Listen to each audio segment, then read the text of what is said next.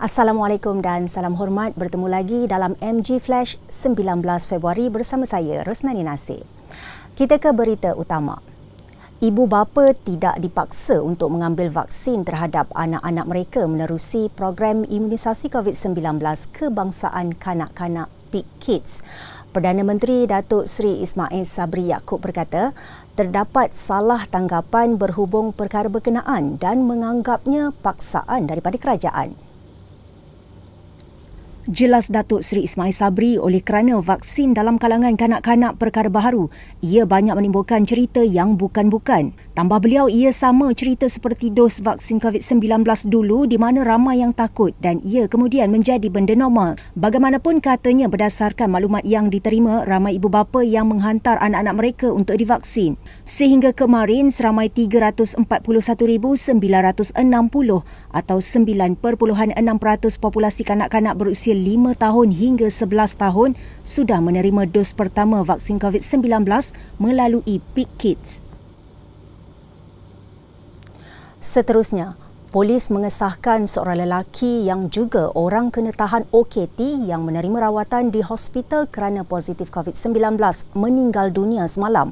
Bagaimanapun, punca sebenar kematian OKT berusia 43 tahun itu pada jam 4.15 pagi meninggal masih belum diketahui. Pengarah Jabatan Integriti dan Pematuhan Standard JIPS Bukit Aman, Datuk Azri Ahmad berkata, siasatan mendapati OKT itu dihantar ke Hospital Kota Tinggi Johor Rabu lalu untuk menerima rawatan kerana demam dan muntah. Ujian yang dibuat mengesahkan OKT itu positif jangkitan virus berkenaan sebelum ditahan di ward COVID-19 untuk rawatan lanjut. Katanya pada 21 Januari lalu, OKT berkenaan ditahan sepasukan anggota Ibu Pejabat Polis Daerah IPD Kota Tinggi mengikut Seksyen 15-1 Akta Dadah Berbahaya ADB 1952. Dia direman 4 hari dan didakwa di mahkamah pada 25 Januari lalu. Jaminan ditawarkan namun OKT itu gagal menyediakan penjamin menyebabkan diperintahkan ditahan reman di penjara. Datuk Azri berkata Unit Siasatan Jenayah dan Kematian dalam Tahanan USJKT JIPS Bukit Aman akan menyiasat kes kematian berkenaan. Kita ke perkembangan COVID-19. 36 korban baharu COVID-19 direkodkan semalam termasuk 11 membabitkan kematian di luar fasiliti kesihatan BID. Angka itu menjadikan jumlah korban di negara ini berjumlah 32,276 kematian akibat COVID-19 di Malaysia dengan 6,551 adalah kes BID. Menerusi kemaskini laman sesawang COVID Now, Kementerian Kesihatan KKM Johor mencatat angka kematian baharu tertinggi dengan 11 kes. Ia diikuti masing-masing 6 di Sabah dan Selangor, Kedah 4 serta Perak 3. Pulau Pinang turut melaporkan 3 kematian baharu diikuti masing-masing 1 kes di Negeri Sembilan, Terengganu dan Kuala Lumpur. Baiklah, kita ke berita berikutnya. Penganjuran ceramah, syarahan dan kempen secara fizikal dan ziarah rumah ke rumah dibenarkan sepanjang 14 hari tempoh berkempen Pilihan Raya Negeri PRN Johor. Menurut Prosedur Operasi Standard SOP dikeluarkan Suruhanjaya Pilihan Raya SPR, ceramah dan kempen hanya dibenarkan di pejabat parti dan bilik gerakan parti yang rasmi dengan kehadiran tidak melebihi 100 orang. Bagi tujuan berkenaan, penganjur perlu mendapatkan permit daripada Polis Diraja Malaysia PDRM bagi ceramah, syarahan dan kempen. Bagi tujuan itu, tempoh setiap sesi ceramah syarahan kempen hanya selama 2 jam dan tidak melebihi jam 10 malam. Manakala ceramah, kempen dan syarahan di premis yang terbuka atau tempat umum adalah tidak dibenarkan.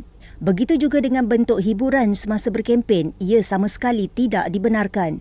Bagi SOP kempen ziarah rumah ke rumah, penyertaan adalah tidak melebihi 5 orang namun tidak dibenarkan masuk ke dalam rumah atau berjumpa dengan ahli rumah dan aktiviti mengedarkan risalah perlu dibuat di luar pagar. Selepas selesai mengundi, pengundi bergejala akan diuruskan oleh pegawai Kementerian Kesihatan KKM yang bertugas untuk tindakan lanjut termasuk membuat ujian kendiri antigen rapid test kit RTKAG. SOP itu juga menetapkan pengundi yang disahkan positif COVID-19 tidak dibenarkan keluar dari tempat rawatan untuk mengundi bagi mengelakkan jangkitan dan menyebabkan penularan. Bagi pengundi berstatus individu dalam siasatan PUI dan individu dalam pengawasan PUS, mereka perlu memohon Pegawai Kesihatan Daerah PKD untuk keluar sementara ke pusat mengundi dan kebenaran tertakluk kepada penilaian risiko jangkitan oleh PKD. DAP mengumumkan 2 lagi calon parti itu untuk bertanding atas tiket Pakatan Harapan PH pada Pilihan Raya Negeri PRN Johor pada 12 Mac depan. Kedua-dua mereka ialah Andrew Chen Kah Eng dan Liao Chai Tung, masing-masing penyandang bagi kerusi Dewan Undangan Negeri Dun Setulang dan Johor Jaya. Pengumuman itu dibuat Setiausaha Agung DAP Lim Guan Eng dalam 2 majlis berasingan di sini sekaligus menjadikan setakat ini 6 calon dari DAP diumum bertanding pada PRN Johor. Lim berkata pemilihan Chen bagi memberi peluang kepadanya untuk meneruskan khidmat di Dun Setulang, manakala Liao merupakan seorang wanita muda yang bersemangat berkhidmat kepada rakyat. Pada pilihan raya umum ke-14 PRU14, Chen memenangi kerusi Dun Setulang dengan memperoleh majoriti 12,470 undi, mengalahkan calon Barisan Nasional BN Ang Boon Heng. Sementara Liao menewaskan Tan Shepuk BN dengan majoriti 15,565 undi. DAP sebelum ini mengumumkan calon daripada parti itu yang akan bertanding atas tiket PH, iaitu di kerusi Dun Tangkak, Paloh, Mengkibul dan Pengaram. Beralih ke perkembangan luar negara. Sekurang-kurangnya 11 orang dilaporkan hilang dalam insiden feri terbakar di Laut Ionia yang terletak antara Greece dan Albania. Setakat ini 278 orang telah berjaya diselamatkan dan dibawa ke Pulau Corfu. Kebanyakan mangsa yang gagal dikesan disahkan warga negara Bulgaria. Mengulas mengenai perkara berkenaan, Kementerian Luar Negara itu berkata terdapat 127 warganya dalam senarai penumpang termasuk 37 orang pemandu trak. Euroferi Olympia dilaporkan terbakar pada petang Jumaat berhampiran Pulau Erikusa ketika ia sedang dalam perjalanan ke Itali. Ia dikatakan bermula di dek yang menempatkan kereta. Berikutan api marak, usaha mencari dan menyelamat mangsa berdepan dengan kesukaran dan pasukan penyelamat khas Greece berjaya naik ke feri berkenaan selepas lebih 12 jam selepas kebakaran berlaku.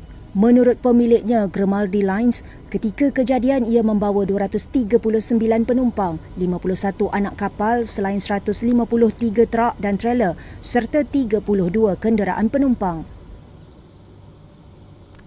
Dengan itu, sekian dahulu MG Flash buat masa ini. Teruskan bersama kami untuk mengikuti perkembangan terkini dari masa ke masa. Hanya di platform media sosial di Malaysia Gazette, di Facebook, Twitter, Instagram dan YouTube. Atau melalui portal di www.malaysiagazette.com. Terima kasih. Assalamualaikum.